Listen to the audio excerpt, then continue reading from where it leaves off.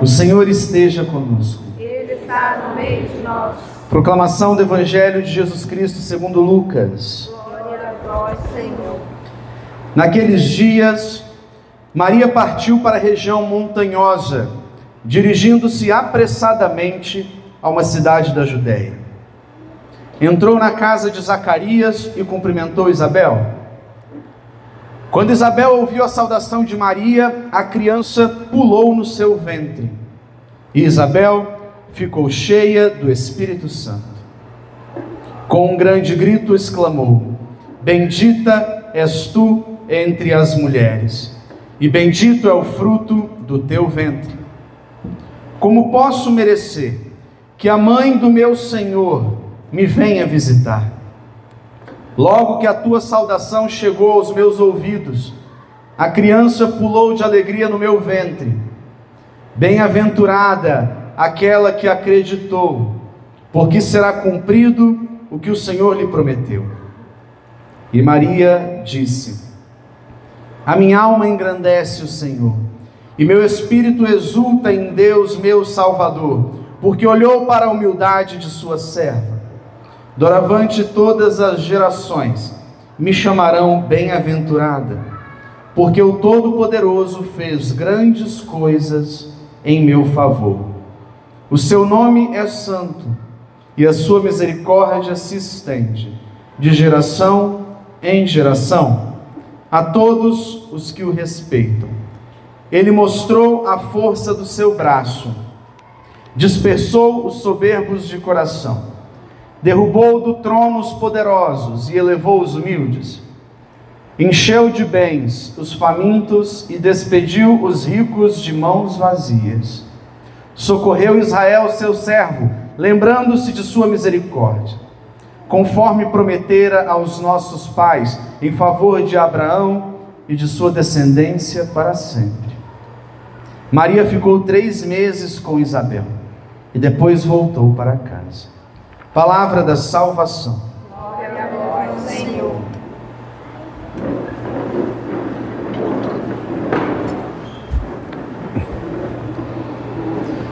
Meus irmãos, a igreja nos deixa uma verdade que nós precisamos entender. Maria nunca será uma mulher qualquer. E por que Maria nunca será uma mulher qualquer? Vamos voltar no primeiro livro da Bíblia, quando Adão e Eva são criados por Deus em perfeição, mas cometem um pecado chamado de pecado original. Muitas vezes nós nos confundimos, que tipo de pecado é esse? O que é o pecado original? E ele é um conjunto de 2 coisas: a desobediência de Adão e Eva, motivada pela soberba, ou seja, pelo desejo de ser grande.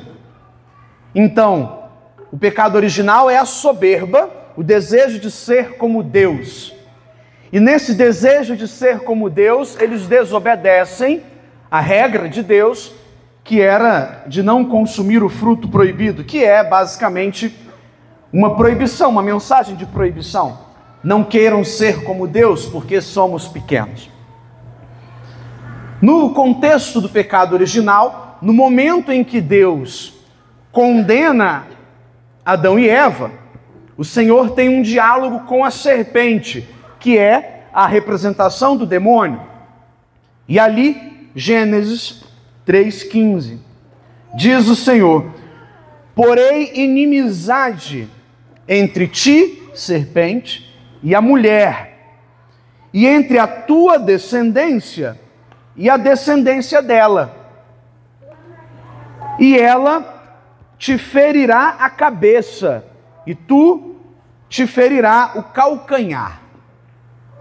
Essa mulher a qual Deus se refere, representa 2 mulheres, Eva, e esse nome Eva significa a mãe dos viventes, ou seja, a primeira mulher, e também representa Maria. E a igreja nos ensina que também representa Maria, a partir das palavras do próprio Jesus, que em vários momentos do Evangelho, curiosamente, não chama Maria de mãe, Você não vê Jesus dialogando com Maria, a chamando de mãe nos momentos centrais, ele a chama de mulher. Em alusão à mulher do Gênesis, na bodas de Caná, o primeiro milagre de Jesus, quando Maria diz, eles não têm mais vinho, o que Jesus responde? Mulher, a minha hora não chegou. Em alusão à primeira mulher. Quando Jesus está na cruz, ele diz, mulher, eis aí o teu filho, em alusão a João, que estava ao seu lado. E no Apocalipse, nós acabamos de ler na primeira leitura, surgiu um grande sinal no céu, uma mulher. Então, Nossa Senhora é a mulher do Gênesis. E isso nos traz uma consequência teológica fundamental. Maria está nos planos de Deus desde o princípio do mundo. Veja, não foi assim, existiam várias mulheres e Deus escolheu uma. Não, Nossa Senhora pertence aos planos de Deus na mesma época e no mesmo instante em que o próprio Cristo está nos planos de Deus. Porque o plano da salvação depende de Jesus, assim como a envolve. Então Maria está nos planos de Deus desde sempre. E lá nos primeiros séculos, Santo Irineu vai dizer na patrística, nos primeiros séculos da igreja, que Maria é a nova Eva. Ou seja, Eva peca pela soberba, Eva peca pelo desejo de ser como Deus. E Maria traz a salvação pelo contrário, pela humildade, porque olhou a humildade de sua serva.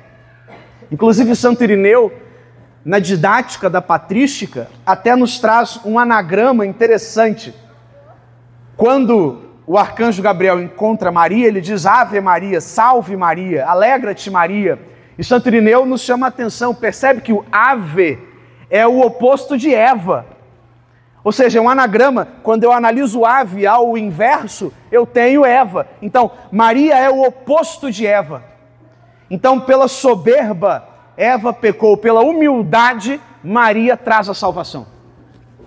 Maria nunca será uma mulher qualquer. Humildade, né, que vem do latim humus, terra, aquela que se coloca no chão. Humus, aquela que é feita para ser pisada, aquela que se rebaixa. A humildade é esse rebaixamento voluntário. Não é um rebaixamento forçado, é voluntário. Então temos que Nossa Senhora está nos planos de Deus desde o início. Essa nunca será uma mulher qualquer. São Lucas traz para nós a visão de Maria como a nova arca da aliança. E São João no Apocalipse também. Vamos entender brevemente a arca da aliança, né? Os judeus, lá nos tempos antigos, nos tempos de Moisés, constroem um baú para guardar 3 coisas sagradas. As tábuas da lei, que Moisés recebeu de Deus com os 10 mandamentos. Essas tábuas eram 2 pedras mesmo. O cajado de Arão, que é irmão de Moisés, com o qual ele pastoreava os judeus, e o maná, que é o pão que alimenta os judeus. Então, os judeus construíram um baú todo feito em ouro, por dentro e por fora, ouro puro, e guardavam esses 3 objetos no Templo de Jerusalém. Só a nível de curiosidade, o Templo de Jerusalém era onde hoje está o Muro das Lamentações, né? Que é o que sobrou dele. Então lá ficava a Arca da Aliança. E a Arca da Aliança era um objeto considerado sagrado, tinha um poder divino sobre ela. Os judeus, quando precisavam sair em peregrinações sagradas, saíam levando a Arca da Aliança, em procissão. Inclusive, veja que interessante, quando estavam a caminho de Jerusalém, os judeus, sob comando de Davi, levavam a Arca da Aliança quando chegaram numa cidade que estava perto de Jerusalém, que era Jericó. Só que Jericó era cercada por grandes muralhas, e essas muralhas impediam que os judeus passassem pela cidade. A cidade estava fechada, eles não conseguiam chegar à terra prometida. Então, por inspiração divina, aquele povo começa a fazer uma procissão. carregando a Arca da Aliança, contornando a cidade de Jericó por 7 dias. Por 7 dias eles vão carregando a Arca da Aliança em volta de Jericó, e no 7º dia as muralhas da cidade caem no chão e eles entram e vão até a terra prometida. Você já deve estar entendendo que essa é a origem do cerco de Jericó, que a igreja celebra. 7 dias de oração, de procissão ao redor da igreja para que as muralhas caiam. Ah, como é lindo ser católico, né? Tudo tem fundamentação. É impressionante. Então, São Lucas vai dizer, Maria é a nova Arca da Aliança. Por quê? Porque Maria traz Jesus, que é a lei de Deus. De Jesus vêm os novos mandamentos. Então, as tábuas da lei que estavam na Arca da Aliança são agora reconstruídos por Jesus. O cajado de Arão é o próprio Cristo, que é o sacerdote eterno. E o maná que alimentou os judeus é o próprio Cristo que se dá como corpo, que se dá como alimento. Então Maria é a nova Arca da Aliança. Aquela arca que carregava os objetos de Deus, agora tem uma mulher que carrega o próprio Deus. Não é mais necessário carregarmos os objetos, carregamos o próprio Cristo. E é com o ostensório, com a hóstia consagrada, que hoje acontece o cerco de Jericó. Adoração, procissão com o Santíssimo na igreja. Veja, é Maria, a Arca da Aliança. E é como vai nos dizer, então, na primeira leitura, a visão do Apocalipse, São João, diz, abriu-se o templo de Deus que está no céu e apareceu no templo a Arca da Aliança. Apareceu Maria, um grande sinal do céu. E é por isso que lá no século XIX, a igreja, em 1854, o Papa Pio IX, trouxe para nós uma das suas bulas, a Inefabilis Deo, que fala sobre a Imaculada Conceição de Maria. Porque veja, se essa mulher está pré-concebida desde o início, se essa mulher está nos planos de Deus desde o princípio para gerar a salvação, ela não pode ter pecado. Até porque, como está no Gênesis, essa mulher lhe ferirá a cabeça. Como que uma mulher pecadora poderia pisar na cabeça do pecado? Como que uma mulher pecadora poderia gerar um ser perfeito? Como que uma mulher pecadora poderia trazer dentro de si alguém sem pecado? Não faz sentido, é ilógico. Portanto, Maria é a Imaculada Conceição, que é o nome da nossa comunidade. Aquela que não tem mácula, que não tem pecado. A única. E então vem a cena do Apocalipse. Uma mulher vestida de sol. Vestida de sol é porque Maria reluz a luz de Cristo. Ela não tem luz própria, ela reflete a luz de Cristo. A lua debaixo dos seus pés. A lua debaixo dos pés, no Apocalipse de João, é a representação da nossa fragilidade da vida.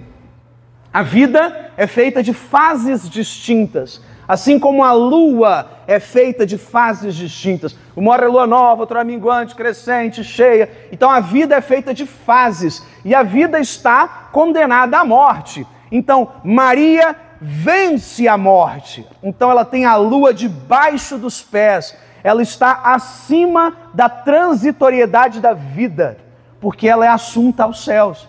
Então ela tem a lua debaixo dos pés, e na cabeça uma coroa de 12 estrelas. Uma menção às 12 tribos de Israel, que eram os filhos de Jacó, os primeiros judeus, e também os 12 apóstolos de Cristo. E o número 12 na Bíblia é a totalidade do universo. Então o 7 é a perfeição, o 12 é a totalidade. Então Maria como a rainha do universo, aquela que reina sobre todos nós, uma coroa de 12 estrelas, porque comanda o universo. Bom, então meus irmãos, nós temos no Apocalipse a visão de que essa mulher, a mesma do Gênesis, a mesma da boda de Caná, a mesma que está aos pés da cruz, é também aquela que traz a salvação. Por isso, em 1950, foi instituído o último dogma da igreja, até aqui, que é a Assunção de Nossa Senhora.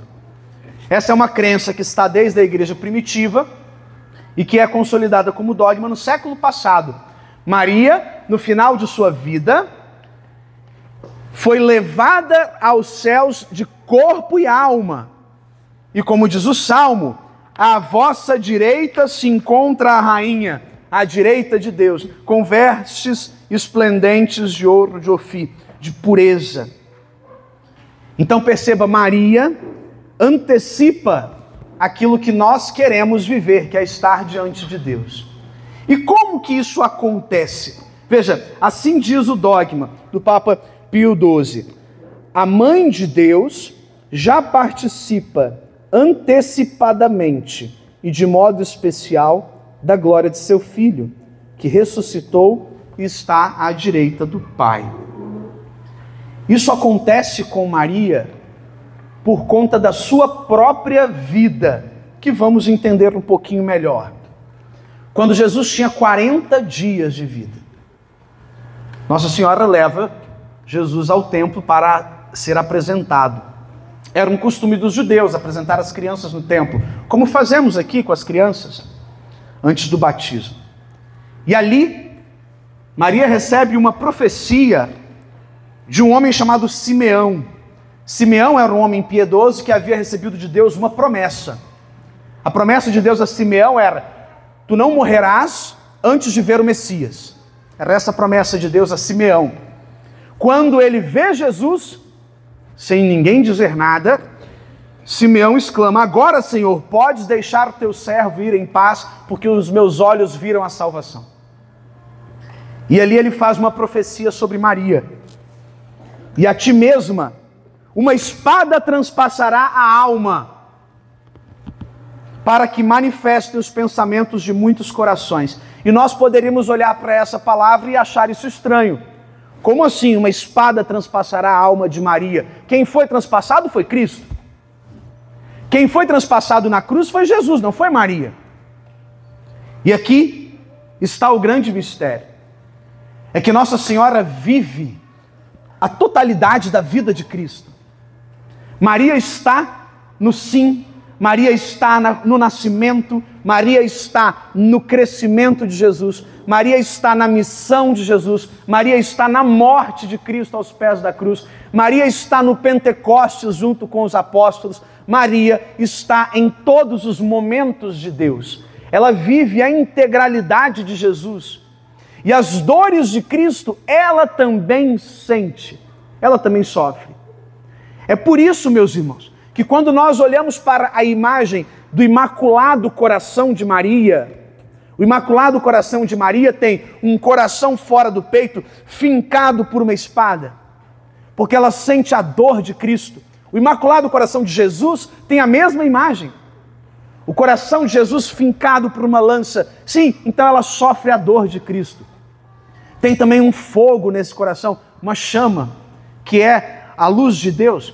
A imagem do Sagrado Coração de Maria tem uma coroa de espinhos envolvendo o coração de Maria.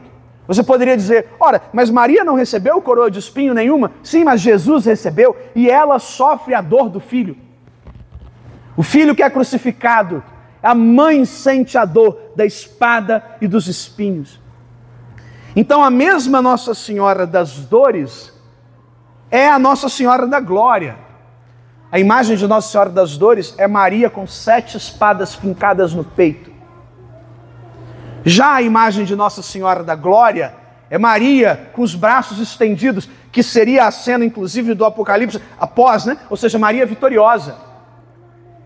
Nossa Senhora da Glória só existe porque antes existiu Nossa Senhora das Dores. A glória de Maria só acontece porque antes ela sofreu o Calvário com Jesus. E assim também é com a gente. A nossa glória só vem pela cruz, não vem de outro jeito. A imagem de Nossa Senhora da Glória é uma das poucas que mostra Maria sem véu. Ela está com os cabelos soltos, num sinal de glória total, de liberdade, onde já não há mais nenhum tipo de medo. Não, a humildade daquela que se coloca debaixo do véu leva à vitória daquela que abre os braços diante do mundo. Ah, como eu disse, né? Como é lindo ser católico. Tudo na nossa fé tem uma profundidade enorme, e todo o significado de Nossa Senhora já foi discutido, debatido, referendado há mais de 1800 anos. Ainda hoje, meus irmãos, muitos cristãos se pegam rejeitando Nossa Senhora com argumentos que já foram discutidos pela Igreja há 1800 anos, referendados em concílios há 1600 anos. E quando a minha ideia está atrasada mais de um milênio, a explicação é uma só: é falta de estudo, é falta de conhecimento, que infelizmente abate aqueles que rejeitam Maria e que também abate aqueles que deveriam amá-la, que somos nós. Conhecer o mistério de Nossa Senhora é fundamental para a nossa fé, porque é ela quem nos aproxima do Filho. Ela não rejeita Jesus como Salvador, pelo contrário, aqui está no Evangelho: a minha alma engrandece o Senhor, o meu espírito se alegra em Deus, meu Salvador. Maria é quem nos traz o Salvador, a ponto de João saltar no ventre de Isabel. Esse é João Batista, que vai batizar Jesus. Ele salta no ventre de Isabel. Isabel, que já estava no final da sua gravidez. João Batista, que nasce 6 meses antes de Jesus. Por isso São João é celebrado 6 meses antes de Jesus. Festa junina em junho, Natal em dezembro. Aquele que vem para batizar o Cristo se encontra com Jesus antes de nascer. Maria e João se encontram com Jesus antes de nascer. E aos pés da cruz, Cristo diz agora a João evangelista: filho, eis aí a tua mãe. Mãe, eis aí o teu filho. Quando Jesus diz a João: eis aí a tua mãe, ele está nos dizendo, na figura de João, que nós devemos acolher Nossa Senhora como mãe. E sabe o que João faz depois? Ele pega Maria pelos braços e leva para a casa dele. João passa a morar com Maria até o final da vida dela. Por isso, inclusive, o Evangelho de João é o que tem os detalhes mais profundos, mais emotivos, mais íntimos de Jesus. É como se Nossa Senhora estivesse conversando com São João na hora que ele escreve o Evangelho. Porque só ela conhecia alguns detalhes. Só ela conhecia algumas situações. Porque ela esteve ali desde o começo. Por isso o Evangelho de João é o mais sentimental, o mais profundo, o mais pessoal, que traz o amor de Cristo e traz essa cumplicidade que só Maria poderia saber. Filho, eis aí tua mãe. Mulher, eis aí o teu filho. Então o próprio Cristo nos entrega a Nossa Senhora e também nos dá ela como mãe. Muitos têm medo de acolher o amor de Maria. Meus irmãos, se o próprio Cristo a amou, quem somos nós para não amá-la? Alguns podem dizer: não, mas nós vamos colocar Maria no lugar de Jesus? Não, nós vamos dedicar a ela um pouquinho do amor que o próprio Cristo dedicou. Nós, enquanto seres imperfeitos, jamais poderíamos amar Maria mais do que Jesus a amou, porque o nosso amor nunca será tão perfeito como o de Jesus. Se o próprio Cristo amou Maria, por que nós não a amaríamos? Se o próprio Cristo acolhe o pedido da mãe, eles não têm mais vinho, porque nós não pediríamos a ela? Filho, eis aí tua mãe. Portanto, na celebração da Assunção, Vamos mentalizar este mistério. E peço que você brevemente feche os teus olhos. E faça a Deus uma prece sincera.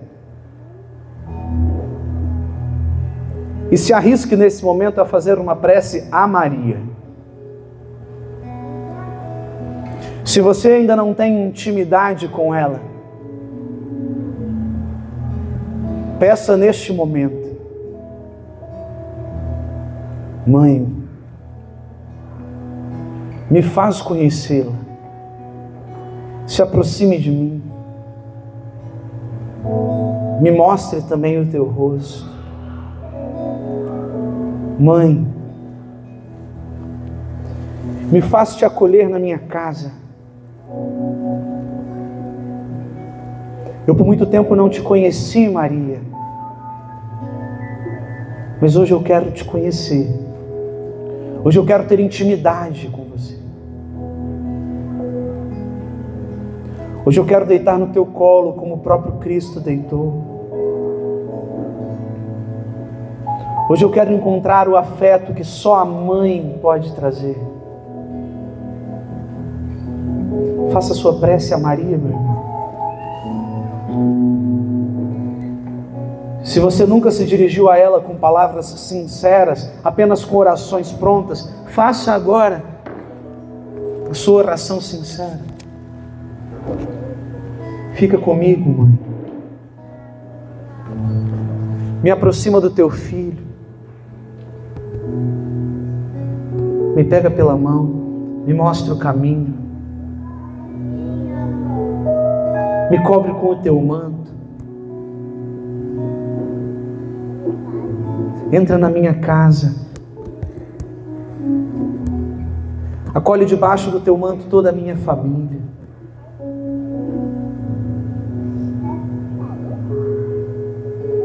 Família que a Senhora construiu como referência. Me ajuda a ser mulher como você foi. Me ajuda a criar os meus filhos como você criou. Me ajuda a ensinar os meus filhos a rezar como você ensinou o próprio Cristo. Me ajuda a corrigi-los como você corrigia Jesus.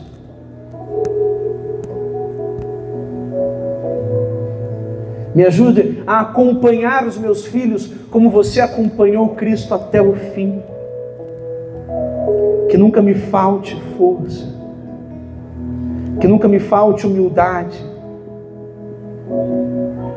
Que o meu sim seja sim. Que o meu não seja não. Que nos momentos de dor da minha família eu esteja de pé, mãe, como tu estavas diante da cruz. E que no momento da glória eu esteja como ti, mãe, que não abandonou a missão de Cristo e que esteve com Ele no seu Pentecostes. Me ajuda, Maria, a dizer o sim: eis aqui a serva do Senhor. Que seja feita a tua vontade em mim. Peça a Nossa Senhora, meu irmão, a graça de ser um pouquinho como ela foi. Porque sendo como ela, nós seremos muito mais íntimos de Deus.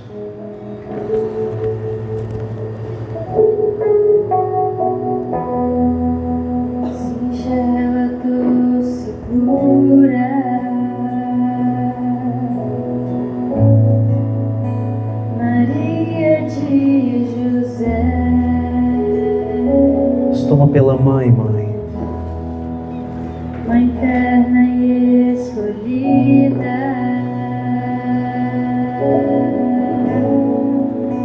és mãe leal da fé. Filho, eis aí tua mãe. Seu nome é Maria de Deus.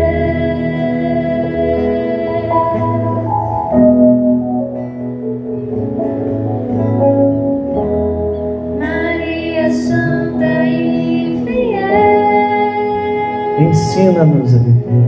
Ensina-nos a viver como escolhidos.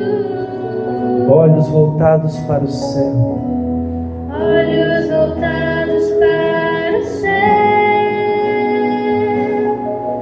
e por ele construir a nova vida. Filho, eis aí tua mãe, Maria Santa e fiel, ensina-nos a viver como escolhidos. Olhos voltados para o céu. Olhos voltados para o céu, e por ele construir a nova vida.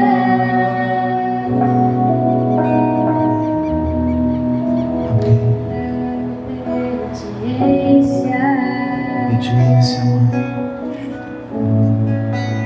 Da graça e do amor,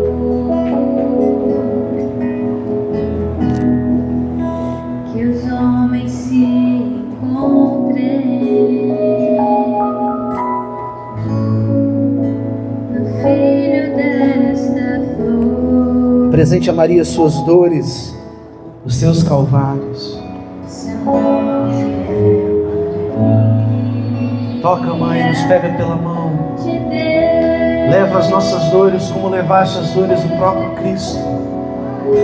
Cantemos Maria Santa e Fiel. Maria Santa e Fiel, ensina-nos a viver. Ensina-nos a viver como escolhidos. Olhos voltados para o céu. Olhos Voltados para o céu. e por ele construir a nova vida. Maria Santa, Maria Santa e Fiel, ensina-nos a viver como escolhidos. Olhos voltados para o céu, e por ele construir a nova vida. Da nova vida. Ave Maria, cheia de graça, o Senhor é convosco. Bendita sois vós entre as mulheres, bendito é o fruto do vosso ventre, Jesus. Santa Maria, Mãe de Deus, rogai por nós, pecadores, agora e na hora da nossa morte. Amém.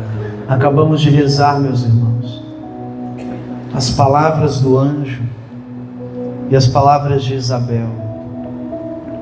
Salve Maria, cheia de graça. Essa é a mensagem de Gabriel. Ave Maria, no latim, gratia plena, plena de graça. A nossa tradução, cheia de graça, talvez não nos exprima bem a infinitude disso. Plena de graça, não lhe falta graça nenhuma. Recebestes, Maria, todas as graças de Deus, por isso é imaculada, porque se todas as graças habitam nela, não há espaço para o pecado. E diz Isabel, bendito é o fruto do teu ventre.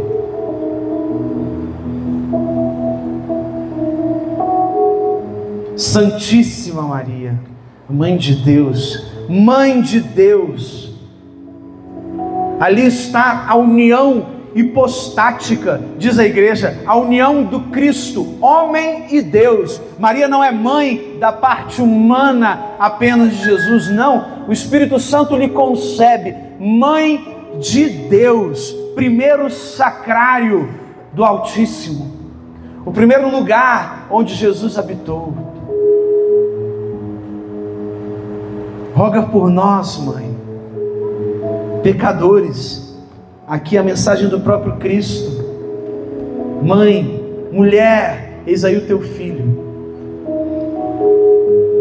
agora e na hora da nossa morte, porque ela venceu a morte, a lua debaixo dos teus pés,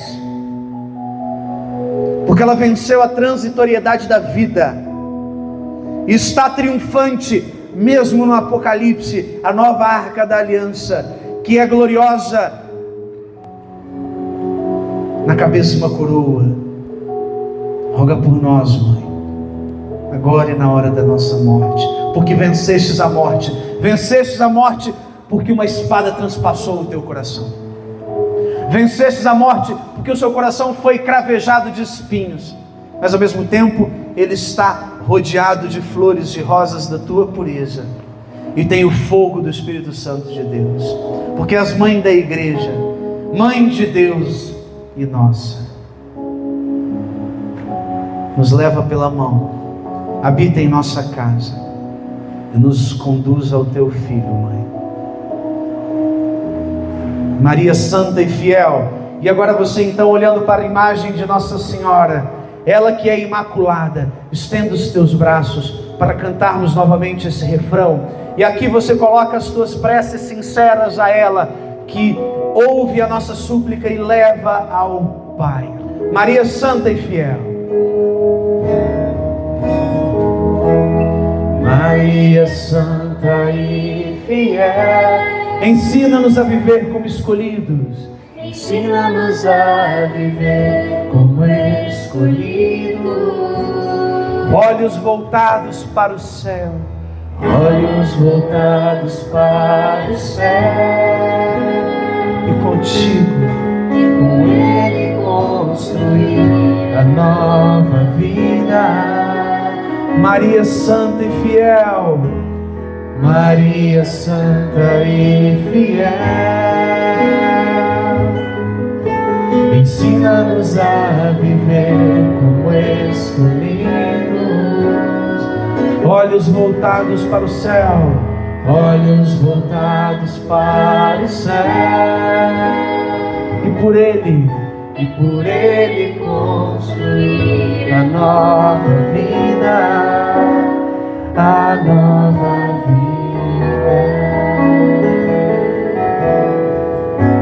Rogai por nós, Santa Mãe de Deus, que sejamos dignos das promessas de Cristo. Amém.